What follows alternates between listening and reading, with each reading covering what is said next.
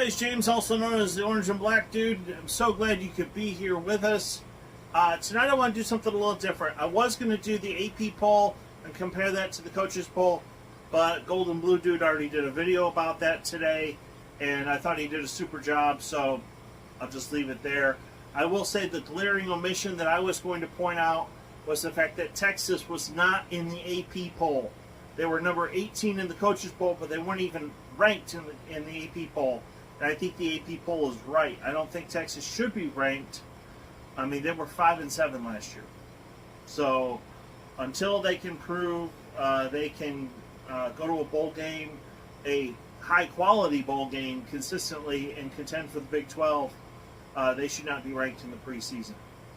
Although I do, and I've said multiple times, I think Bijan Robinson is the best running back in the Big 12. Now, I am going to respond to Adam McClintock. Let's put his quote up, or what he said here. I'll put that back up in a minute. I just want to leave it up there for a second. There's a few things he said that I agree with, and there's a few things there I don't agree with, especially when referring to Oklahoma State as being ranked higher than they should be. But here's the thing. I will never badmouth someone who goes online or goes on the radio or goes on television and makes a prediction. Here's why. These people are taking a risk. They're taking what they know about college football, baseball, basketball, whatever sport they're making a prediction about, and they are taking a risk. And I want to share this. This is a quote from Theodore Roosevelt. It's called the Man in the Arena quote. It is not the critic who counts, nor the man who points out how the strong man stumbles or where the doer of deeds could have done them better. The credit belongs to the man who is actually in the arena, whose face is marred by dust and sweat and blood, who strives valiantly, who errs, who comes short again and again, who spends himself in a worthy cause, who at best knows in the end the triumph of high achievement, and who at the worst, if he fails, at least fails while daring greatly. So that his place shall never be with those cold and timid souls who neither know victory nor defeat. So when someone goes online and they make a prediction, or they say, this is what I think is going to happen, they're taking a risk, and I appreciate that. It's the keyboard warriors who are like, well, that guy doesn't know what he's talking about. That's the people that I just don't have any time for. It's really bad. Now some may accuse me of that, but I came on here and told you what I thought a week ago, who would win the Big 12, and in order, how I thought they would place. Now that I've learned more about TCU, I may be wrong about that one. They've got a bunch of people returning on defense, and they're switching to a 3-3-5. And Sonny Dykes is a good coach, and so I may have to bite the bullet on that one. I honestly didn't know it was Sonny Dykes that took over as head coach, and that was my fault. And I'm probably wrong about that. So, but I'll own it. If they finish 6-6 and go to a bowl game, I will come on this channel and tell you that I was wrong. All right, so let's look up Adam's list again. He says that Notre Dame, Baylor, Oregon, or Oklahoma State, NC State, USC, Michigan State, Pittsburgh, Kentucky, Wake Forest, and Houston are all ranked higher than they should be. Now, the thing that's a little bit nebulous about his statement is how many places do you think they're ranked too high? Is it 1, 2, 5? By not putting a list out yourself, we have no idea how you actually feel. So, but let's look at how many people are returning from each school and go from there. I did this when I analyzed the top 25, but I think it's important to look at this compared to what Adam said and go from there. He says Notre Dame is overranked, or ranked higher than they should be. Well, they have 7 offensive starters returning and 8 defensive starters returning. Do I think they're ranked higher than they should be? Yes, I do. But here's the thing. They will prove how good they are that first week when they have to play Ohio State. We're going to find out. I think we're going to find out a lot in the first 3 weeks. Baylor has 6 offensive and 6 defensive starters returning. But the people that are coming back are very important. They have 4 out of 5 offensive linemen returning, and they have a defensive nose tackle whose last name is Ika, who is a bona fide stud. In my opinion, he's the best defensive lineman in all of college football, and he is a beast. And if you don't have monsters up front of your own, you're going to have to double team Ika most of the game. Do I think Baylor is ranked higher than they should be? No, I don't. I am saying Baylor's going to finish 11-1. I am saying Baylor is going to be a contender for the Big 12 title. Now, I do believe that Baylor will win in Waco on October 1st and then lose the rematch in Arlington against the Oklahoma State Cowboys. So I'm picking OSU to win the Big 12. Oregon has 8 offensive and 7 defensive starters returning. Do I think they're ranked higher than they should be? No, I don't. Oregon is going to be really good. They are going to contend.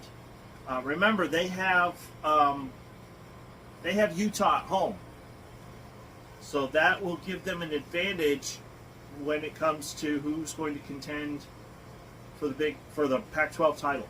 So Oregon's good, Utah is good. Clearly, the winner of that game is going to have a decisive advantage as far as who's going to make the Pac-12 championship game. No, I don't think Oklahoma State is ranked higher than they should be. Yes, they've got 7 offensive starters returning, 4 on defense. The other Presley brother is now on campus at Oklahoma State. He's going to be a slot receiver. He's very good. He's very fast. So to put both Presley brothers on the field at the same time, and Richardson's very sure-handed wide receiver. By the way, I'm giving credit to Robert Allen for all my information about Oklahoma State. Robert's a good guy. North Carolina State, my gosh, they have 7 offensive starters returning and 10 on defense. Do I think they're ranked higher than they should be? No. They were a contender last year for the ACC title, and I think they will be again. USC. I have mixed emotions about USC. They have 8 offensive starters returning, 3 on defense, but clearly they have Caleb Williams coming in from the transfer from OU, who is an amazing athlete, but he's still young. And so how much Lincoln Riley can help him grow and develop as a quarterback, that will determine on how far USC goes. I think they only went 4-8 last year. So are they going to be an instant contender for the Pac-12? I think they're going to be much better than they were last year. I will say that. So I can see why some people have them ranked higher. I would say they are ranked a little bit higher than they should be. However, let's see how all these transfers fit. If Lincoln Riley can make them fit with the players they already had, they're going to be very good. Michigan State, are they ranked higher than they should be? A little bit. I mean, you can't replace somebody like Kenneth Walker.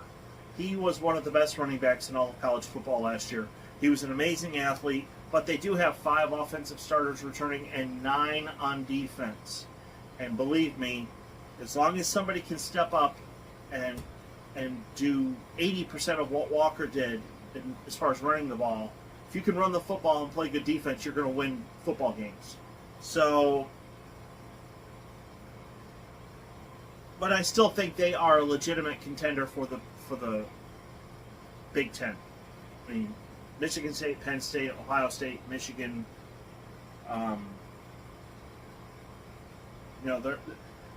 That's a tough road. But whoever can win amongst those, I'm picking Ohio State just because I like their quarterback. But if Michigan State can find a legitimate replacement for Walker and get somebody who can do 80% or better than what Walker did last year, they will be a legit contender for the Big Ten. Kentucky, I know that they only have 6 offensive starters and 5 defensive starters returning, but Mark Stoops is a good coach. The reason that Kentucky is ranked where they are is because Kentucky has developed a reputation of being a disciplined, good coached football team. So, I don't know. We'll see. I honestly think they've got an early game against Florida. I think, in my opinion, the winner of the Florida-Kentucky game is going to win the SEC East. I don't think Georgia's going to win it. They only have 3 defensive starters returning. I just don't see it. I'm not going to make a prediction of who's going to win the SEC East. I'm just going to say it's the winner of the Florida-Kentucky game. Wake Forest. Somebody on 365 Sports. There's 3 guys on that show. If you're not a fan of 365 Sports on YouTube, go check them out. They're really good. You got the older guy in the middle, and I'm blanking on names, and please forgive me. Paul Catalina. That guy is smart. If you want to learn about sports, listen to Paul Catalina. That guy is like listening to an old sage talk about sports. He knows what he's talking about. But he's got 2 younger guys with him that are pretty smart as well. And one of them said that these preseason polls, part of that preseason poll is based upon what they did last year. Wake Forest went to the ACC title game. They deserve some respect. They do have 7 offensive, and so I got that idea, that concept, I got that from 365sports.com. I got that from their YouTube channel. So I'm trying to give them credit for where credit's due. That's not an original idea of mine. So, well, Wake Forest has 7 offensive and 6 defensive starters returning. So, can they be a contender in the ACC? Sure, of course they can.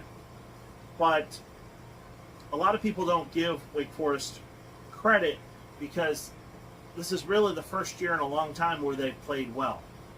I think if they continue to have success and they continue to be a contender for the ACC and maybe every other year go to an ACC title game, then you will see them ranked in the preseason more often. But they have to build that consistency. Oklahoma State's gone to 16 bowl games in a row. So I don't know how you can have them on this list, to be honest. That's the kind of consistency that very few teams have. I mean, Alabama's had it. Clemson has had it. Iowa has had it. Kirk Ferentz is a great coach. So, anyway. And Houston, 7 offensive starters returning, 6 defensive starters returning. Do I think they're overrated? They're 25th. They were 25th in the AP. So, no, I don't think they're overranked. But they need to beat Cincinnati. They need to win the AAC. They need to show that they can beat Texas Tech. I think they play them in the 2nd or 3rd game of the year. They need to show that they can win that game. And if they can, then they definitely deserve to be ranked.